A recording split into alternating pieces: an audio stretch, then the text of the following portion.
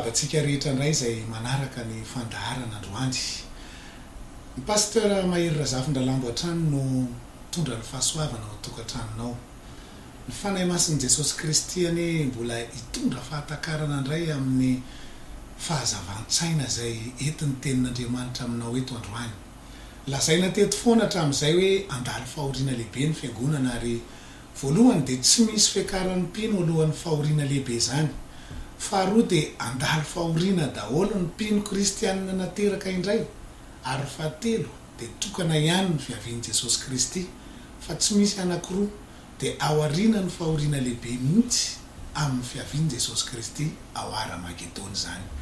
Aka ny fiangonana izy amin'io fotoana io ary hitodika amin'ireo jiosy amin'izay. Ana-porofo aminao an'izany rehetra izany androany sady ampiomana anao mba hahafahanao miomana meloha. Hafa ihany ry havana ny olona miomana meloha toy izay tratra ny tampoka fa tsy afa manao ninninina tsony. Tsy ho vita indray mandeha ty fampianarana ity satria maro loatra ny tenin'Andriamanitra ho lazaina ato ana-porofona an'izany rehetra izany ka zaraintsika roa ny fampianarana dia androany sy amin'ny manaraka. Ho lazaina aminao ato avokoa ireo tenin'Andriamanitra manala sy mandiso tanteraka n'izany fampianarana hoe hiakatra melohan'ny fahoriana izany ny Mpino. Ary ireo tenin'Andriamanitra rehetra manohana n'izany fampianarana izany hoe miakatra meloha izany ny Mpino. Rehefa tena dinihana sy vakiana amin'ny fanahy dia tsy milaza mivantana mihitsy an'izany fiakarana meloha izany. Ny tena marina dia nofontsika ny tsy te hiditra fahoriana dia lasa mitady tenin'Andriamanitra tao interprétation hoe tsy handalo fahoriana ny kristianina fa hanjavina meloha. Ny maha-dangereux an'izany fampianarana izany dia mahatonga ny Mpino tsy ho tonga ao amin'ny tena sitrapon'Andriamanitra ty amin'ny andro farany satria tsy miomana izy.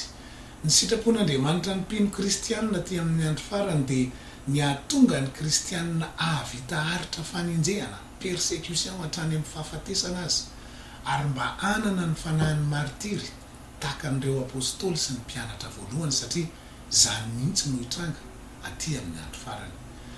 Tena mbola mafy noho ny tamin'ny fanenjehana tany am-boalohany aza ny fiasan'ny devoly aty amin'ny andro farany satria Jesosy Kristy dia nilaza fa ty fahoriana lehibe izay ho lalovan'ny Mpino ty dia tena fahoriana mbola tsy nisy to azy hatr'izay nisiny izao tontolo izao. Ola hiteny ao amin'ny Mateo 7:20 hoe fa amin'izany andro izany dia hisy fahoriana lehibe izay tsy mbola nisy to azy hatr'izay niandohany izao tontolo izao ka mandraka ankehitriny sady tsy hisy intsony.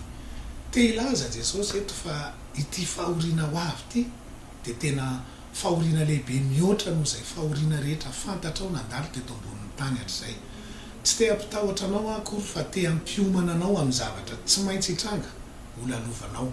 Fa adsoina lehibe ny tsy firarahiana an'izany satria hafa ihany ny olona miomana meloha rehefa tonga ny loza. Tsy fantatrao mihitsy hoe izy ianao ary inona ny fihetsika ao rehefa sendra ny tampoka tena tsy miakina manainy sika. Ka ny anaovana n'ity fampianarana ity dia ho fampiomanana tompoko satria rehefa miomana meloha ianao dia fantatrao ny tokony atao rehefa tonga izany fotoana rehetra izany. Ary tsy hoe mahafaly anay akory ny milaza an'izany fahoriana izany eto na hoe te handalo an'izany izahay. Fa raha ny sitrapon'ny nofinay dia tsy misy te handalo an'izany na dia ray sekondra aza. Fa noho ny tenin'Andriamanitra izay ho lazaiko aminao ato izay tena manala hoe manala tanteraka an'izany fiakarana meloha izany dia tsy maintsy miomana tsika ry havana miambina satria maro ireo kristianina tsy ahazaka fahoriana dia mety hiverin-dalana. Maro ny tenin'Andriamanitra milaza an'izany.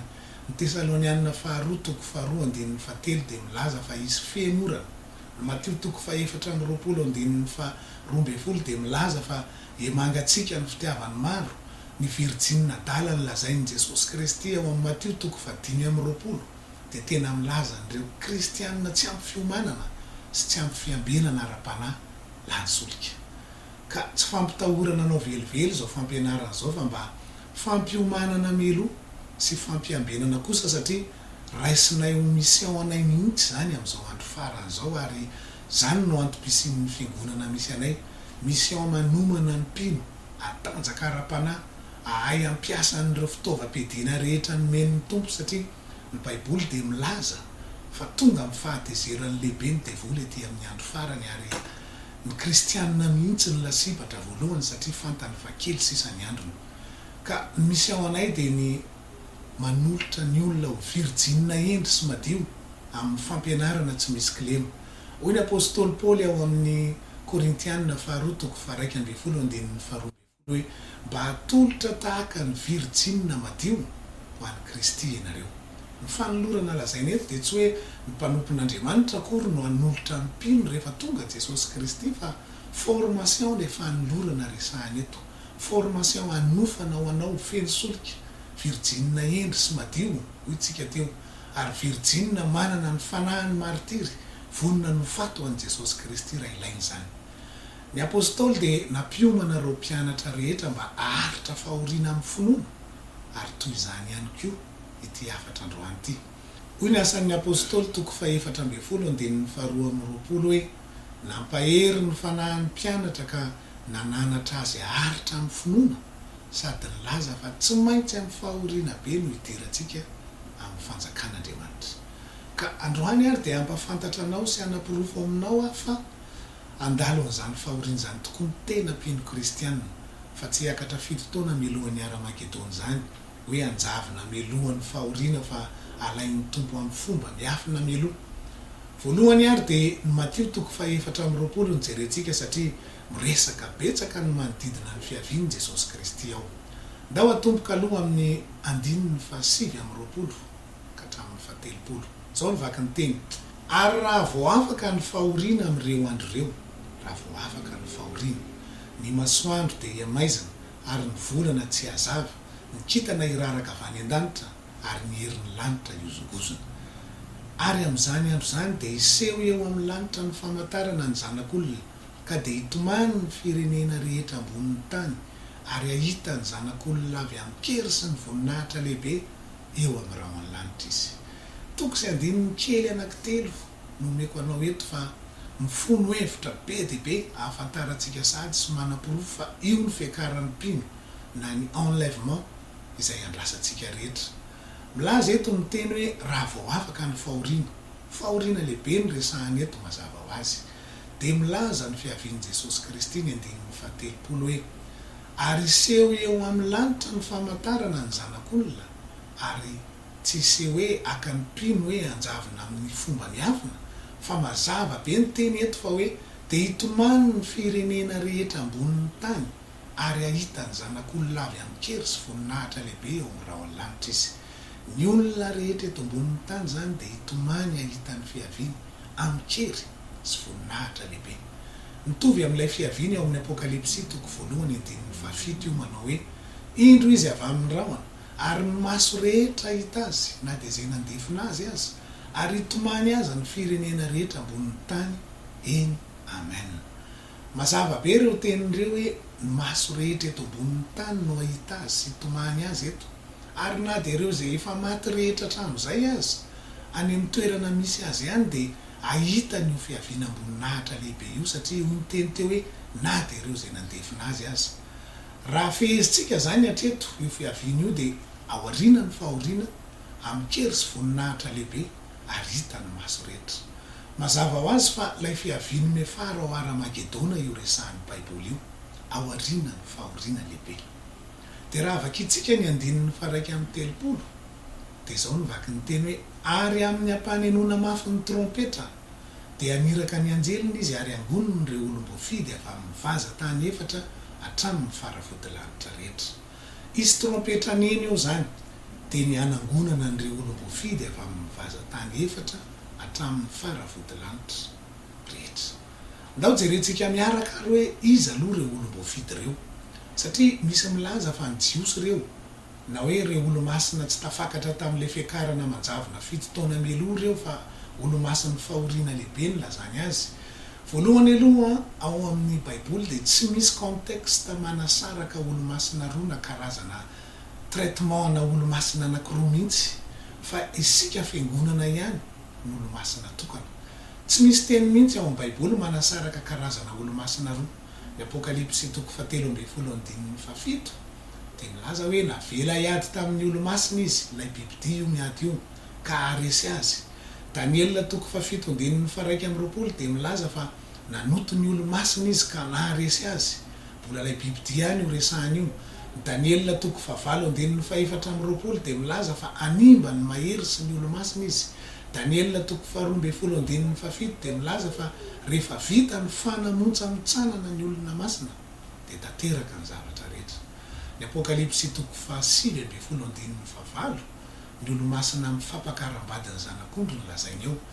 Mbola eo zany ny olo-masina mivanim-potoana ny fahoriana satria lay antikristy manjaka ao amin'ny vanim-potoana ny fahoriana zay 3 taona sy tapany alohan'ny Aramageddona fiavian'i Jesosy Kristy dia mbola eo izy. Porofo faharoa sahady zany milaza fa andalo fahoriana ny olo-masina fa tsy hiakatra 7 taona miloha. Ka ny teny hoe olom-boafidy ety amin'ny fanekena vaovao amin'ny soratra masina dia tsy manondro velively ny jiosy fa manondro ny olo-masina nateraka indray na jiosy na jentilisa. Rehefa mety ho mpino nateraka indray nandray ny filazantsara zay efa nitoritsika foana teto amin'ity toerana ity, zany filazantsara zany ireo no atao hoe olom-boafidy fa tsy ny jiosy akory. Fa ny jiosy dia firenena voafidy izy tany amin'ny fanekena taloha ny filaza azy. Fa rehefa nivadika tsy nanaiky an'i Jesosy Kristy sy namono azy teo amin'ny hazo fijaliana ny jiosy dia nitodika taty amintsika jentilisa Jesosy Kristy dia ireo zay manaiky ny filazantsara n'Andriamanitra ireo ny lasa olom-boafidy. Hoy ny apôstôly Paoly milaza an'izany eo amin'ny Romanina toko 1:17 hoe rehefa miresaka ny fahasoavana izy dia olona hiteny hoe izay nitadiavin'ny Israely dia tsy azony fa ny voafidy ihany no nahazo izany. Hitanao, ny olom-boafidy ihany no nahazo ny fahasoavana. Resahan'ny Paoly eto ny olona nateraka indray. Ny teny hoe olom-boafidy dia manondro ireo olo-masina nandray ny filazantsara zany. Petera voalohany toko 2:7 dia milaza hoe fa ianareo kosa dia taranaka voafidy, fanjakam-pisorona, firenena masina, olona nalain'Andriamanitra ho an'ny tenany. Miresaka ny olo-masina voafidy aty amin'ny fanekena vaovao ny apôstôly Petera eto. Ny Apokalipsy toko 7:14 dia milaza antsika olom-boafidy ihany koa rehefa miresaka ny adin'i Jesosy Kristy sy ny bibity ny Baiboly. Nofaranan'ny apôstôly Jaona miteny hoe ary naharesy azy koa, naharesy ilay bibity ny resaka eto, izay momba ny Jesosy Kristy dia olona voantso sy voafidy ary mahatoky.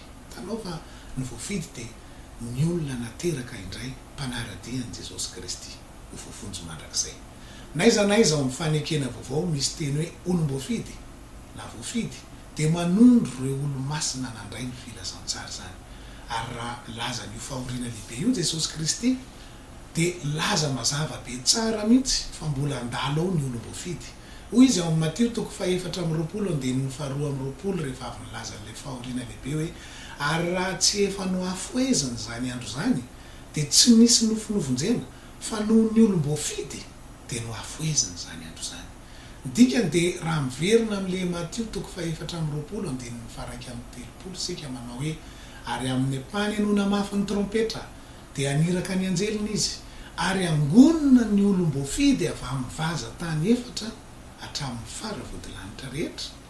Dia mazava arak'izany fanazavana zany fa fiakaram-piny io resahana io ary ny trompetra lazainy eo dia ny trompetra fafito na ny trompetra farany zay lazain'ny apôstôly Paoly ihany ao amin'ny fiakarana ao amin'ny Korintianina voalohany toko 10:2-5 hoe vetivety toy ny ray mpimaso rehefa maneno ny trompetra farany, eo le trompetra farany dia ho vany isika rehetra fa ho tsofina ny trompetra ary ny maty hitsangana tsy holonitsony ary sika ho vany.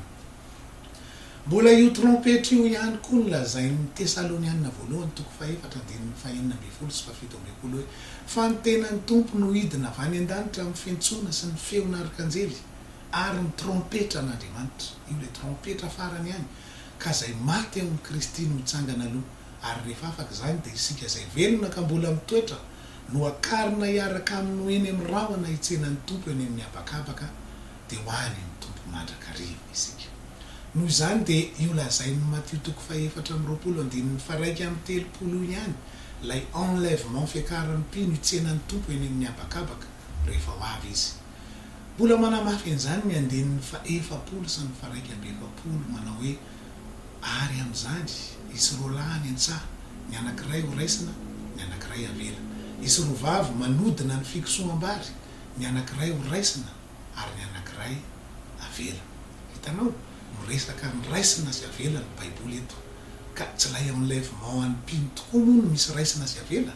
Ny fiakarana miresaka ny raisina sy avela dia tsy misy afa-tsy ny ao amin'ilay vao fiakaran'ny Mpino, fa ny fitodian'i Jesosy Kristy amin'ny Israely rehefa tonga izy dia amonjy izay jiosy rehetra. Tsy pihako tsara ilay teny hoe rehetra, amonjy izay jiosy rehetra sisa velona amin'ny fiaviana eo izy.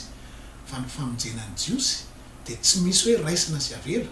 Ny famonjenan'ny Israely ao amin'ny fiaviany dia izay lazain'ny apôstôly Paoly ao amin'ny Romanina 1:20, andinin'ny 4:20 hoe ary amin'izany dia hovonjena avokoa ny Israely rehetra, araka ny voasoratra hoe hivoaka avy any Ziona ny mpanafaka ary ampiala ny ara-tsim-panahy amin'ny Jakoba izy.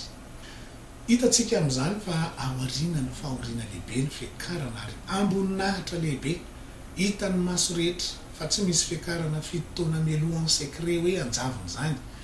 Porofo roa sahady zany izay ny tenin'Andriamanitra nijerentsika teo fa aoriana ny fahoriana lehibe ny fiakaran'ny Mpino. Ndao averintsika vakina ilay teny dia dinihanao tsara mba ahitanao ny fifandrindrana rehetra mifanaraka ny filazan'ny baiboly azy.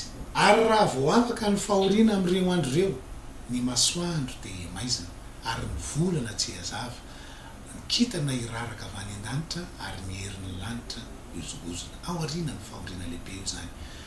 Ary amin'izany andro zany dia iseho amin'ny lanitra ny famantarana ny zanak'olona ka dia hitomany ny firenena rehetra ambonin'ny tany, ary ahita ny zanak'olona avy amin'ny kery sy voninahitra lehibe eo amin'ny rahon'ny lanitra izy, ary amin'ny ampanenona mafy ny trompetra dia aniraka ny anjeliny izy, ary angoniny ny olom-boafidy avy amin'ny vazan-tany 4 hatramin'ny faravodilanitra rehetra. Ary amin'izany izy roalahany entsa ny andinin'ny 70, ny anankiray ho raisina, ny anankiray avela. Ary izy rovavy manodina ny fikisoam-bary, ny anankiray ho raisina, ny anankiray avela. Hitanao amin'izany fa mazava be ny baiboly, fa fiakaran'ny Mpino io lazainy ny baiboly io, fahoriana lehibe io. Ndao mbola hijery porofo manaraka mitohy amin'izany ihany tsika. Porofo fahatelo tsika izao. Ny fiavian'i Jesosy Kristy izay fanantenana mahafinaritra ny lazain'ny apôstôly Paoly fa andrasany sy ny apôstôly rehetra ary ny mpianatra rehetra tamin'ny androny, dia nolazainy ao amin'ny Titosy 2:7. Olay teny miandry ny fanantenana mahafinaritra sy ny fisehoan'ny voninahitr'Andriamanitra lehibe sady mpamonjy itsika dia Jesosy Kristy. Miresaka izy eto fa ny fiavian'i Jesosy Kristy andrasany izy ireo amin'ny fisehoany dia amin'ny voninahitr'Andriamanitra lehibe. Mazava ho azy fa le nolazainy Mateo 4:20 teo ihany io hoe ahita ny zanak'olona avy amin'ny kery sy ny voninahitra lehibe eo amin'ny rahon'ny lanitra izy. Hitantsika fa ny fanantenana mahafinaritra andrasan'ny apôstôly sy ny tianany rehetra zany dia fisehoana ny voninahitra lehibe. Hitan'ny maso rehetra ny dikan'izany, ary aoriana ny fahoriana lehibe no misy azo tsika teo awara makedona. Porofo 4 tsika izao. Mbola ao amin'ny Mateo 4:20 io ihany, fa ny andinin'ny 7:20 sy ny 9:20 aloha ny vakintsika. Zao ny vaky ny teny: ko raha misy manao aminareo hoe indro aty Kristy na indro ary aza mino ianareo. Ary amin'izany raha misy manao aminareo hoe indro any anefitra izy aza makany ianareo, indro ao amin'ny efitrano izy aza mino. Milaza ireo teninireo fa tsy misy fiaviana fa tsy ho lazainy io ihany. Hoy izy hoe raha misy manao aminareo hoe indro aty Kristy na indro ary aza mino ary aza makany. Dika zany hoe isy ilaza amin'io fiaviana io akoatra n'ity lazainy ity. Dia manomboka eo amin'ny 7:20 izy milaza azy hoe zay le ty lazainy ity hoe fa tahaka ny elatra avy any antsinanana ka hitatra ny andrefana dia ho tahaka izany no fiavian'ny zanak'olona. Hita ny maso rehetra ny dikan'io fa tsy misy fiakarana amin'ny fomba miafina mialoha aka ny Mpino zany. Raha misy zany mampianatra fiaviana hoe 7 taona mialoha anjavina amin'ny fomba miafina zany, dia hoy ny baiboly hoe aza mino teo. Faharoviana ilay fiakarana, ny 7:20 sy ny 1:30 no manohy azy, dia ilay mivakitsika lava be hoe raha vao afaka ny fahoriana ary hitan'ny maso rehetra awara makedona. Mino afa mazava be aminao izay zany, ary manomboka izao zany dia mazava. Fa dintsika izao. Misy mampianatra fa 7 taona alohan'ny ara-makedona ny vanim-potoana ny fahoriana no manomboka. zay tsy ho lalovan'ny mpino zany satria ono tapitra eo amin'ny fito taona io ny vanim-potoana ny fahasoavana ka de tsy andalovan'ny mpino zany vanim-potoana ny fahoriana fito taona zany fa hiakatra alohan'io zany ny mpino zany hoe eo amin'ny fito taona milohany ny ara-Magedôna io zany ny enlèvement fiakarana araka io fampianarana io ho porofotsika amin'ity tenin'Andriamanitra ity ndray fa tsy marina zany. Ny Tesalonianina faharoa toko faharoa andininy voalohany ka hatramin'ny fahaefatra de milaza fa ny Antikristy de hitsangana alohan'ny fanangonana ny fiangonana ary hameta aveta amin'ny tempoly izy rehefa hitsangana. Io no atao hoe fahavetavetan'ny faharavana lazain'i Jesosy Kristy ao amin'ny Mateo toko fahaefatra amby roapolo andininy fahadimy amby folo ary lazain'i Daniela toko fahasivy andininy fahafito amby roapolo fa ao amin'ny telo taona sy tapany farany io. Hoy ny teny hoe andininy voalohany mangataka aminareo zay rahalahy ny amin'ny fiavian'i Jesosy Kristy tompontsika sy ny anangonana antsika hoe ho aminy tsy piatsika tsara le hoe ny anangonana antsika eo aminy fiakaran'ny fiangonana lazainy eto hoe anangonana antsika io. Andininy fahatelo aza mety ho fitahana akory ianareo fa tsy ho avy zany inona le tsy ho avy ilay fanangonana raha tsy efa tonga aloha ny fiemorana ka iseho lay lehilahy de ilay zanaka ny fahaverezana. De ny andininy fahaefatra manao hoe ilay manohatra ka manandra tena ambony noho izay rehetra atao hoe Andriamanitra na zay ivavahana ka de mipetraka eo amin'ny tempolin'Andriamanitra izy ka manao ny tenano Andriamanitra. Averiko ihany fa izany vanim-potoana resahan'ny apôstôly zany de aorianan'ny telo taona sy tapany voalohany zany hoe miditra amin'ilay telo taona sy tapany farany alohan'ny hatongavan'i Jesosy Kristy. Milaza zany ny apôstôly Paoly eo fa aorianan'ny atsasaky ny fito taona zay lazaina fa vanim-potoana tsy hitsahan'ny fiangonana fa natao hoan'ny jiosy ny fiakarana. Ofehany de tsy fito taona mialoha ny fiangonana no hiakatra na ny fiakarana amin'ny enlèvement fa aorianan'ny fitsanganan'ny Antikristy zany hoe tratra n'ilay telo taona sy tapany faharoa zay alohan'ny fiavian'i Jesosy Kristy. Rovina aorianan'ilay fitsanganan'ny Antikristy de mbola le Mateo toko fahaefatra amby roapolo teo ihany andininy fahasivy amby roapolo ka hatramin'ny faraiky amby telopolo zay nijerentsika teo foana no mamaly azy hoe raha vao afaka ny fahoriana hitan'ny maso rehetra amin'ny kely sy voninahitra lehibe ary ao ara-Magedôna. Ho lay andininy fahatelopolo teo niverenantsika ihany hoe ary amin'ny ampanenoana mafy ny trompetra de aniraka ny anjeliny izy ary angonony ireo olom-boafidy. Io lay fotoana anangonana ny fiangonana ny resahan'ny Paoly teo hoe ho angonon'ny anjely amin'ny fahazatany efatra hatramin'ny faravodilanitra rehetra ny mpino ka hiakatra eny amin'ny habakabaka hitsena azy. Tsy fito taona mialoha zany ny fotoana fa ao ara-Magedôna ihany rehefa tapitra ny fahoriana amin'ny voninahitra lehibe ary hitan'ny maso rehetra. Noho izany de amin'ny fiavian'i Jesosy Kristy ao ara-Magedôna mihitsy vao tapitra ny vanim-potoana ny fahasoavana ary telo taona sy tapany fa tsy fito taona ny fahoriana lehibe fa raha mitady fito taona tsika de mety ahita ihany. Telo taona sy tapany foana ny lazain'ny Baiboly fahoriana lehibe.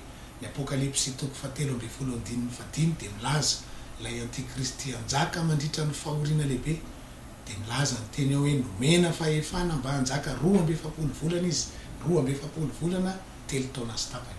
Ro vavolombelona roa de maminany mandritra ny fahoriana lehibe 700 sy 1,000 andro no ilazan'ny Baiboly azy. Telo taona sy tapany ihany koa zany rehefa kontiny. Ny Apokalipsy toko faharoa amby folo andininy fahaefatra amby folo de milaza ny fitehirizan'Andriamanitra ny jiosy any amin'ny fitoerany mandritra ny fahoriana lehibe.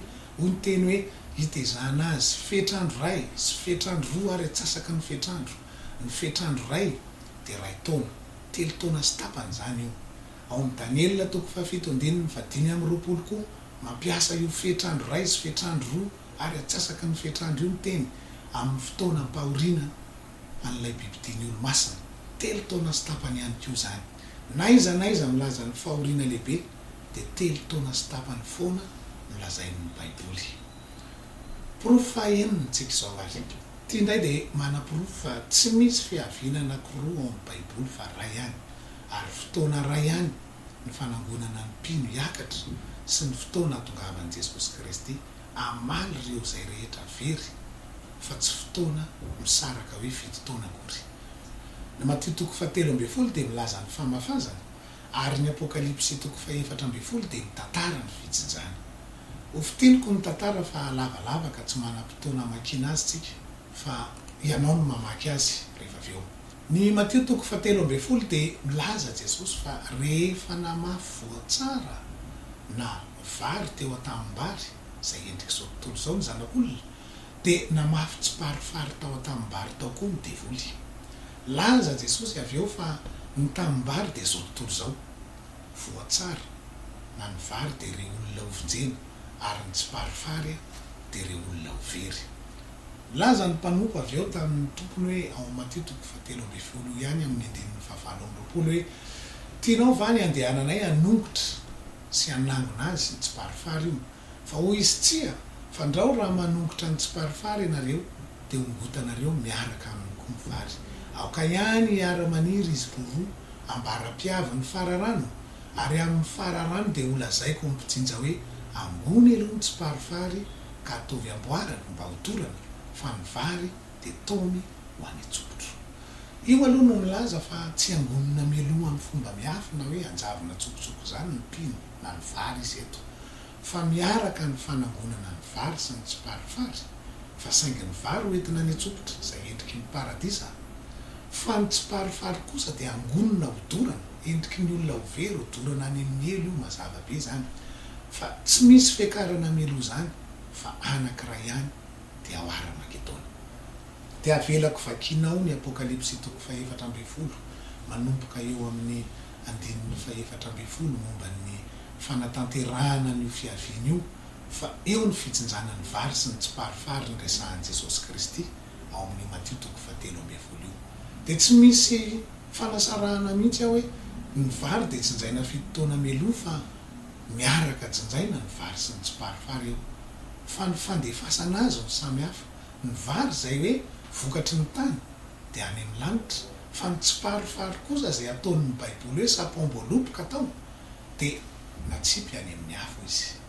Hitanao fa tsy misy fampianarana fakana ny mpino mialoha mihitsy ao amin'ny Baiboly, fa ao Ara-Magedona daholo izy rehetra ary tokana ihany. Porofo fahafitotsika izao mitovy amin'izany ihany lazain'ny apôstôly Paoly ao amin'ny Tesalonianina 2:7-7 hoe raha iseho Jesosy tompo avy any an-danitra mba amin'ny anjeliny heriny amin'ny afo midedadeda, amaly izay tsy mahalala an'Andriamanitra sy izay tsy manaiky ny filazantsara ny Jesosy tompontsika, dia olona izay ara-ny fahamaliana marina dia fahaverezana mandrakizay amin'ny fanatrehan'ny tompo sy ny voninahitry ny heriny. Hitanao tsy misy soritra mihitsy hoe fanasarahana fotoana, fiakaran'ny mpino sy ny fitsarana n'izao tontolo izao, fa miaraka amin'ny fiaviany daholo foana izy roviana raha vao afaka ny fahoriana, miaraka amin'ny voninahiny lehibe ho ny teny teo, hita ny maso rehetra ary ao Ara-Magedona izany. Porofo fahavalitra izao manamafy izany rehetra izany ny Tesalonianina 2:1-7 tapany 2 teo hoe raha iseho Jesosy tompontsika avy any an-danitra mba amin'ny anjeliny heriny amin'ny afo midedadeda, amaly izay tsy mahalala an'Andriamanitra sy izay tsy manaiky ny filazantsara ny tompontsika. Miresaka ny fiavian'i Jesosy amin'ny fitsarany ireo ary tsy manaiky nandray ny filazantsara dia ho tsaraina, ary mazava ho azy fa eo no anangonana ireo olo-masina olom-boavidy, satria tonga amin'ny voninahitra sy ny heriny izy eo. Ilay nilazaintsika tao amin'ny Matio toko 4:20-7 teo ihany hoe amin'ny voninahiny lehibe hitan'ny maso rehetra ao Ara-Magedona. Ny 7 izy milaza n'izany voninahitra lehibe izany hoe dia olona izay hiara-ny fahamaliana marina dia fahaverezana mandrakizay avy amin'ny fanatrehan'ny tompo sy ny voninahitry ny heriny. Porofo 7 jerentsika farany dia izao. Tsy misy afa-tsy trompetra 7 ao amin'ny Apokalipsy, trompetra 7 izay mazava fa fiavian'i Jesosy Kristy ao Ara-Magedona. Ndaovaka itsika amin'ny atsipiriany aloha izany anaporofona aminao fa fiavian'i Jesosy Kristy ao Ara-Magedona io trompetra 7 io. Apokalipsy toko 1:1-5. Ary ny anjely 7 mitsoka dia nisy feo mafy tany an-danitra nanao hoe ny fanjakana amin'izao tontolo izao dia efa lasan'ny tompontsika sy ny Kristiny, ary izy no anjaka mandrakizay. dia ny andininy fafitombiny folo manao hoe misaotranao zahay tompo Andriamanitra tsy to lay ankehitriny sy taloha satria nasehonao ny herinao lehibe ka efa manjaka ianao atreo aloha dia milaza fa fiavian'i Jesosy Kristy io dia mametraka ny fanjakany mandrakizay izy eto amin'ny heriny lehibe sy amin'ny voninahiny lehibe mazava ho azy.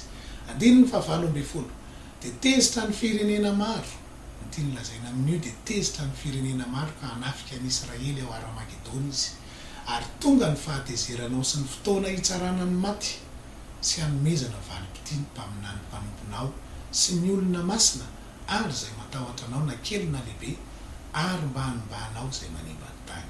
Mario tsara fa ity fiavian'i Jesosy ao Ara-Magedona ity dia misy zavatra mitranga roa lehibe miavaka tsara ao. Voalohany lazainy teo dia fotoana hitsarana ny maty ary ny faharoa hanomezana valim-poti ho an'ny mpaminany sy ny olo-masina. Ireo zava-mitranga roa lehibe ireo ihany no hitantsika ao amin'ny enlèvement fiakaran'ny Mpino izay lazain'ny apôstôly Paoly ao amin'ny Korintianina voalohany toko 5:1-5:10 sy 2:10 sy ny Tesalonianina voalohany toko 4:4-4 sy 7:7 le niresahantsika tany aloha. Donc jerentsika ilay Korintianina voalohany toko 5:10 aloha hoe 1:5-10 sy 2:10. 1:5-10 indro zava-miafina no ambarako aminareo tsy ho dimandry avokoa itsika rehetra fa vetivety toy ny Indray mpimaso rehefa maneno ny trompetra farany. Miresaka ny teny eto amin'ny trompetra farany tsy misy afa-tsy trompetra fito ao amin'ny apokalipsika ny trompetra farany lazainy eto zany dia le trompetra fahafito mazava ho azy fa tokony izay mitranga ao amin'ny trompetra fahafito izay fiaviana ao Ara-Magedona teo ihany ny zava-mitranga amin'ity trompetra farany ity.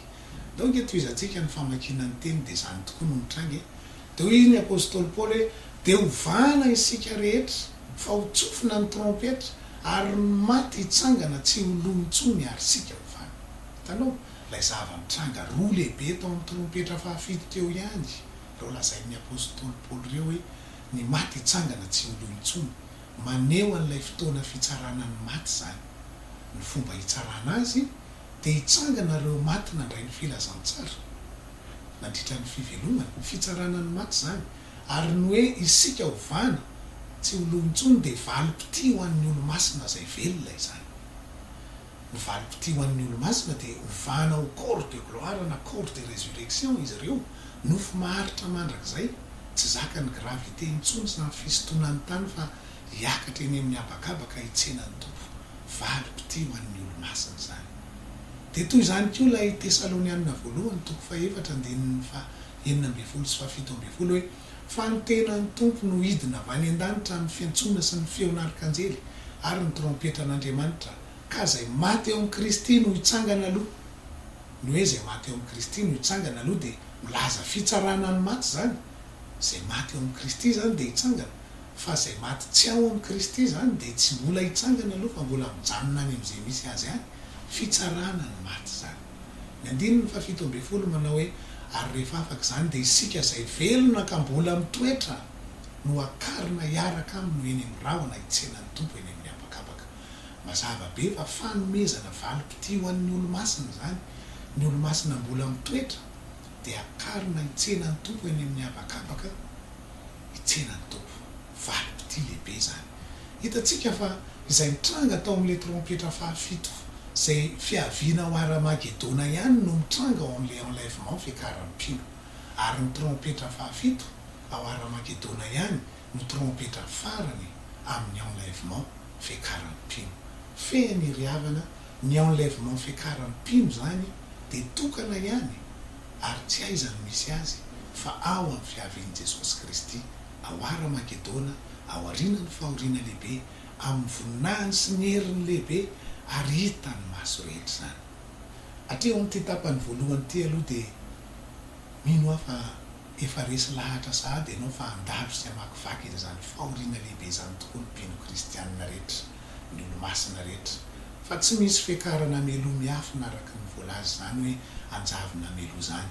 Amin'ny porofo manaraka sika dia mbola anaporofo ihany koa fa tsy anjavina, tsy tatampoka zany akory araka ny filazany maro azy io fiakarana io fa tena manokana dia manokana mihitsy io. Aza dino ary ny manaraka indray toy ny fandaharantsika. anazavanao an'izany fotoana fanantenana mahafinaritra izany ho antsika amarana antsika n'ity fampianarana androany ity dia hoy aminao hoe arao foana ny fandaharana, aza vela isy anakana anao tsy hanaraka ny fandaharana ary aza vela isy anakana anao tsy handray ny filazantsara ny Jesosy Kristy.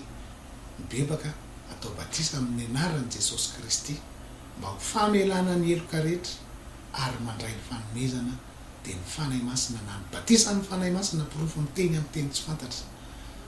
Ny laharana finday izay azahoanao anay dia fa io miseho eo amin'ny fahita lavitra io. Antsoa izay fa afaka hanampy anao amin'izany. Veloma tompoko.